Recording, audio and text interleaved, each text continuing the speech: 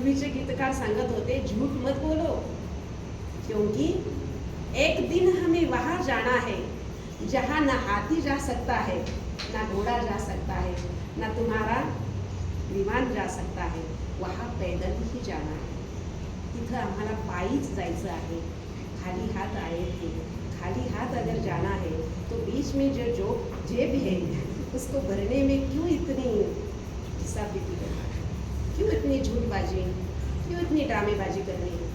सरळ स्वच्छ सुंदर जगा, सहज जगायला शिका. जसं पाणी वाहतं ना उंचावून खाली, सहज जगायला शिका. सहज जगल्यानंतर काही तुम्हाला झाकायचं नाही, काहीच झाकण्याची गरज पडणार नाही. सहज जेव्हा आपण आपल्यामध्ये जगावं, सत्य जगावं, सत्याबरोबर जगावं. आणि एखाद्या प्रभावशाली, तुम्ही म्हणाल हे काम करायला नाही, एका प्रभावशाली व्यक्तिमत्वाबरोबर शौचालय साफ करण्याची वेळ आली तरी ती करा. कारण तुम्ही एका प्रभावशाली व्यक्तिमत्वाबरोबर ते काम करताय ना. मग महान जर व्हायचं असेल ना तर अगोदर लहान व्हा. आणि तुम्ही जर लहान झालात आणि महानांच्या बरोबर राहिला तर नक्कीच तुमचं व्यक्तिमत्व, तुमची ओळख, तुमचं नाव एक दिवस महान झाल्याशिवाय राहणार नाही.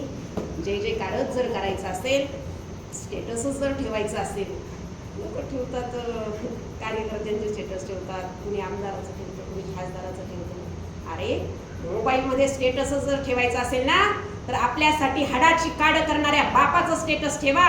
एक दिवस जर त्याचं तुम्ही ठेवलेलं स्टेटस जर बापानं पाहिलं ना तर बापाचं हृदय भरून येईल रे. कार्यकर्ते तुमचा मोबाईल आणि तुमचं स्टेटस पाहायला त्यांना वेळ नाही. म्हणून मोबाईलच्या मध्ये आपण जे स्टेटस ठेवतो त्याचं वय असतं किती तासाचं? 24 तास. 24 तासात आपण एक स्टेटस ठेवतो का? 24 तासात एक ठेवतो का? नाही ना. 24 तासात आपण किती वेळा डीपी बदलतो.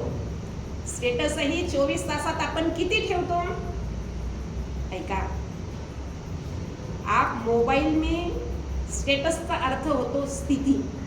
स्टेटसचा अर्थ काय होतो? आपण केदारनाथला गेलो, मी ह्या स्थितीत आहे, मी केदारनाथला आहे, असं आपल्याला दाखवायचं असतं. स्टेटस म्हणजे स्थिती.